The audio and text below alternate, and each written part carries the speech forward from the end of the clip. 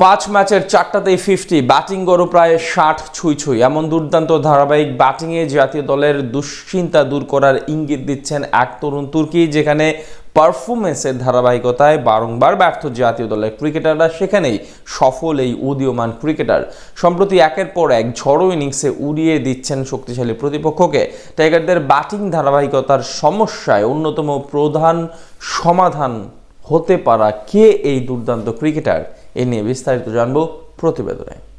লাল সবুজের ক্রিকেটে এই মুহূর্তে সবচেয়ে বড় মাথা ব্যথার কারণ টাইগারদের ব্যাটিং বিভাগ। বোলিংয়ে ধারাবাহিক উন্নতির বিপরীতে বারবার ব্যাটিং ব্যর্থতায় ভরাডুবি হচ্ছে দলের। সামর্থ্যের বিবেচনায় দলে দুর্দান্ত সব ব্যাটার থাকলেও পারফরমেন্সের ধারাবাহিকতা যেন যাচ্ছে তাই। এক ম্যাচে ভালো করলে পরের ম্যাচে ডাক মারা কিংবা তড়িঘড়ি করে বিদায় নেয়ার মিছিল যেন থামছেই না। লিটন মিরাজ থেকে শুরু করে কেউ যখন পারছেন না রানের ধারাবাহিকতায় ফিরতে, তখন একের পর এক টানা 50 তুলে নিয়ে ব্যতিক্রম এক উদাহরণ সৃষ্টি করে যাচ্ছেন টাইগার ক্রিকেটের সম্ভাবনাময় এক তরুণ। সবশেষ 5 ম্যাচে প্রায় 60 ছুঁই ব্যাটিং গড় ধরে রেখে ব্যাটিং এর মূল সমস্যার অন্যতম সমাধান হওয়ারই ইঙ্গিত দিচ্ছেন এই দুর্দান্ত ব্যাটার। বলছিলাম বাংলাদেশ অনূর্ধ্ব 19 দলের ওপেনার জাওয়াদ আবরারের কথা।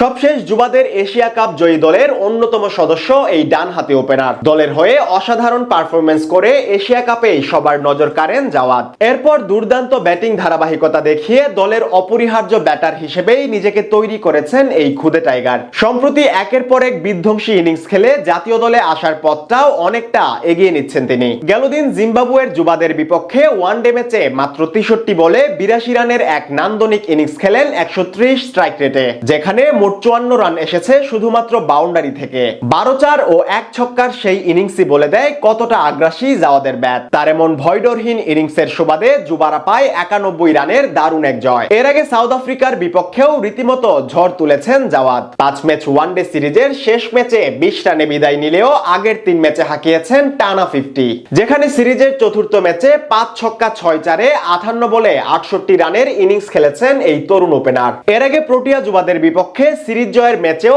বড় ভূমিকা রেখেছে এই ডানহাতি। 57 রানের সেই ইনিংসে মাত্র 1-4-এর বিপরীতে 6-6টি ছক্কা মারার কৃতিত্ব দেখিয়েছেন তিনি। এমনকি সিরিজের দ্বিতীয় ম্যাচেও জাওয়াদের 70 রানের ইনিংসের কল্যাণে বিশাল এক জয় পায় যুবা টাইগাররা। সব মিলিয়ে হ্যাট্রিক 50-র এই পরিসংখ্যানই বলে দেয় আগ্রাসী ব্যাটিং মনোভাবের পাশাপাশি রান করার ধারাবাহিকতায় বেশ পটু এই তরুণ ক্রিকেটার, যা বাংলাদেশ ক্রিকেটের জন্য অত্যন্ত স্বস্তিদায়ক। যেহেতু জাওয়াদ মূলত একজন ওপেনার, পাশাপাশি টপ অর্ডারেও মানিয়ে খেলতে পারেন তিনি, সেহেতু বাংলাদেশ জাতীয় দলের জন্য তিনি হতে পারেন অন্যতম আশার আলো। সম্প্রতি জাতীয় দলের ইমন তামিমদের ভয়ডরহীন ক্রিকেট সবার নজরে এসেছে, পাশাপাশি ব্যাটিং ধারাবাহিকতার ঘাটতিও নজর এড়ায়নি। সবশেষ সিরিজগুলোতে এক ম্যাচে ভালো খেললে পরের ম্যাচে রান খরায় ভুগতে দেখা গেছে এই ওপেনারদের। এছাড়া টপ অর্ডারের ব্যাটারদেরও একই অবস্থা।